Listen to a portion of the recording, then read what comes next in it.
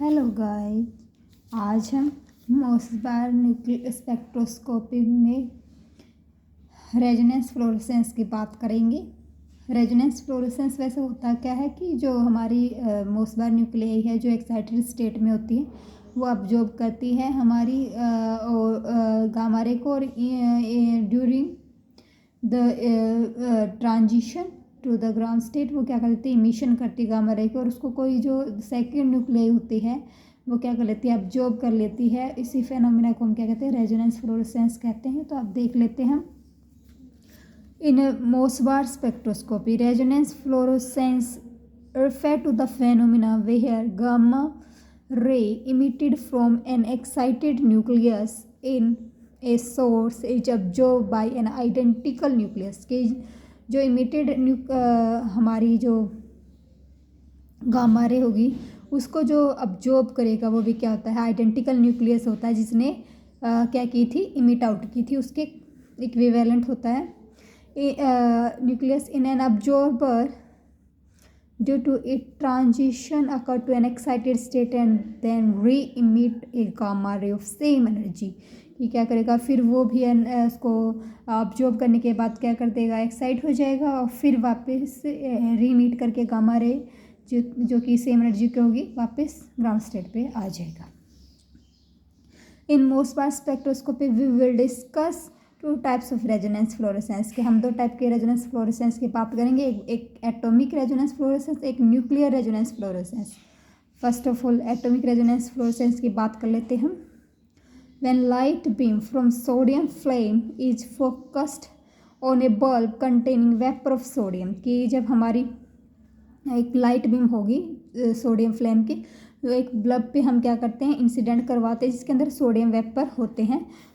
A faint yellow glow is observed, कि हल्का yellow glow हमें क्या होगा, ऑब्जर्व होगा।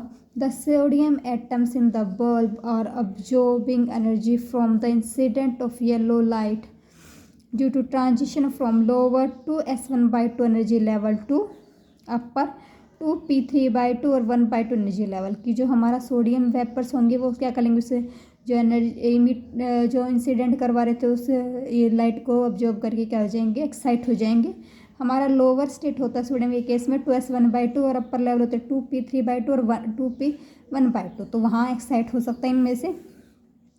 तो because of finite life time of upper level, जैसा कि हमें पता है कि जो हमारे अपर लेवल का क्या होता है, फाइनाइट 10⁻⁸ सेकंड के नियर बाई होता है, कि वो इतने टाइम तक ही क्या होता है, स्टेबल होता है in the excited state, but बाद में क्या करता है, ट्रांजिशन करता है टू द ग्राउंड स्टेट। तो क्या करेगा, लाइफ टाइम शॉर्ट होने के कारण अब जो energy is re emit in all direction as result of reverse transition 2P3 1/2 3/2 2S1/2, तब अपर लेवल टू फिर लोअर लेवल पे क्या कर देगा, ट्रांजिशन कर देगा।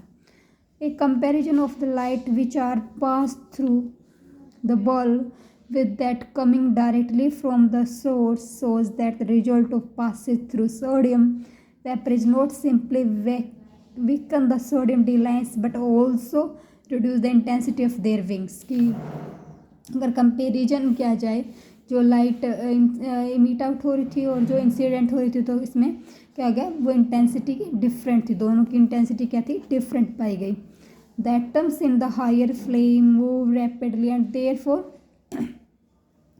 The Doppler effect broaden the light which they emit, कि डॉपलर इफेक्ट के कारण क्या हो जाएगी, जो लाइट की विड्थ है वो क्या हो जाएगी, इंक्रीज हो जाएगी, ब्रॉड हो जाएगा जो हमारा स्पेक्ट्रा है वो। The corner atom in bulb absorb only the centre position of the broaden light, जो क्या होगा, कॉर्नर एटम हो गए वो सिर्फ सेंट्रल पोजिशन को ही क्या करेंगे, उसको ब्रॉड करेंगे, मतलब क्योंकि डायरेक्टली तो उन पर पड़ेगी ही नहीं, इंसिडेंट होगी नहीं, तो वो ऑब्जॉर्ब नहीं कर पाएंगे, तो वो क्या करेंगे, सिर्फ फॉरबिडन तक ही जाके लेवल ट्रांजिशन करके क्या कर देंगे, विड्थ को क्या कर देंगे, ब्रॉडन कर देंगे, बट डायरेक्टली इन्वॉल्व नहीं होंगे इसके अंदर।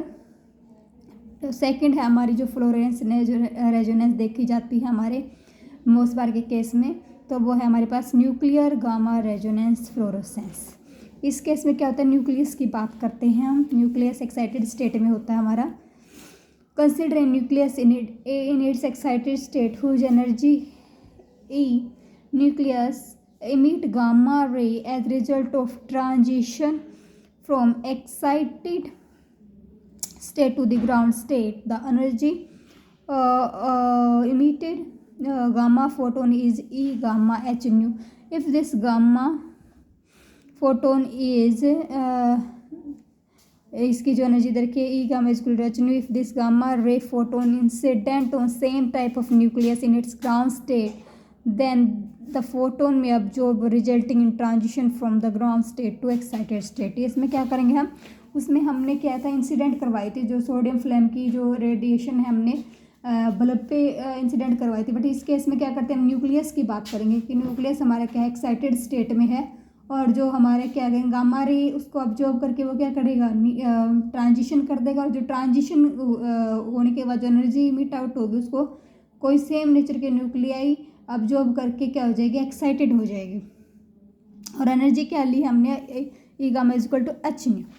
But this process is only possible if the photon having the same energy as that of excited state of second nucleus is the same in case of resonance absorption. बट ये जो हमारी condition है तभी पॉसिबल हो सकती है कि जब हमारा इमिट आउट जो गामा रे होगी वो इतनी अप्रोप्रिएट एनर्जी हो कि जो सेकंड जो एटम है उसको मतलब एक्साइटेड लेवल पे जाने की जितनी एनर्जी की रिक्वायरमेंट है और जितनी रिक्वायरमेंट है और उतनी एनर्जी नहीं प्रोवाइड करवा रहा तो ये केस हमारा इम्पॉसिबल है। बट ये केस देखने को नहीं मिलता, हम इसको इसकी मतलब पॉसिबिलिटी बहुत कम होती है क्योंकि क्या होती है कुछ ना कुछ एनर्जी वो हो जाती है कंज्यूम हो जाती है to maintain the recoil manner. However, resonance energy does not take place in nucleus because when the nucleus emit gamma rays, the nucleus recoil and the energy emitted gamma ray reduced by the amount of recoil energy। कि जो हमारा excited जो nuclei थी उसने emit की but क्या है वो जितना उसने अब्जॉर्ब किया था उतना इमिट नहीं कर पाता क्योंकि कुछ उसकी एनर्जी रिकॉइल एनर्जी के रूप में क्या हो जाती है लॉस हो जाती है। तो वही हम क्या करेंगे then energy of the emitted gamma ray कितनी होगी, किसने इतनी अब्जॉर्ब की थी बट उसमें से क्या हो जाएगा रिकॉइल वाली हम सब्सट्रैक्ट कर देंगे तो उतनी क्या होगी जो हमारे इमिटिंग गामा रे के पास एनर्जी होगी वो इतनी बचेगी। तो where E is the energy of the emitted photon and E R is the recoil energy of the emitter. Similarly the absorbing nuclei अब जो अब्जॉर्ब करेगी जो इमिटिंग हमारा गामा रे आया तो second nuclei of the same nature उसको क्या करेगी अब्जॉर्ब करेगी तो रिकॉइल फॉरवर्ड फिर रिकॉइल होगा as it absorb the photon. If the absorption take place the photon energy must be slightly greater than E. तो अब क्या होगा उसके अंदर रिकॉइल एनर्जी भी ऐड होगी जितनी उसने एनर्जी अब्जॉर्ब की थी तो ई ए क्या होगी हमेशा ग्रेटर देन होते हैं ई के कंपेयर में। E is the energy of the emitted photon and E is the energy of the absorbing nucleus. E A and E मतलब क्या होता है कि ये इतनी एनर्जी ये इससे ग्रेटर होती है इसीलिए क्या होती है जो हमारे न्यूक्लियस गामा रेजोनेंस फ्लोरेसेंस होने की पॉसिबिलिटी क्या होती है कम होती है क्योंकि हमेशा ई है वो रिकॉइल एनर्जी के साथ ऐड हो गई होती है और ई क्या है जो एनर्जी होती है उसमें से ई आर सब्सट्रैक्ट होने के बाद होती है। तो ये पॉसिबिलिटी हमारी कम होती है कि न्यूक्लियर गामा रेजोनेंस फ्लोरेसेंस हो बट एटॉमिक जो गामा रेजोनेंस फ्लोरेसेंस है वो मोस्ट बार के केस में ज़्यादा देखने को मिलता है। E and E relative to the hypothetical recoil free situation since E and greater than less than E and emitted photon does not have the required energy to excite second nucleus। की होता है जो emit out energy होती है हमारे पास gamma ray की वो photon इतना कैपेबल नहीं होता कि जो second nuclei of the same nature उसको क्या करवा पाए एक्साइटेड करवा पाए। Therefore the resonance absorption is not usually observed in nuclear case. इसीलिए ये केस हमें कम देखने को मिलता है as compare to the atomic resonance fluorescence. तो ये आज का हमारा टॉपिक था रेजोनेंस फ्लोरेसेंस। अगर आपको वीडियो का कंटेंट पसंद आया हो तो प्लीज़ वीडियो को शेयर एंड लाइक कीजिएगा। अगर अभी तक आपने चैनल को सब्सक्राइब नहीं किया तो चैनल को सब्सक्राइब कीजिएगा। अगर आपका कोई डाउट है तो आप कमेंट बॉक्स में डाल सकते हैं। Thank you.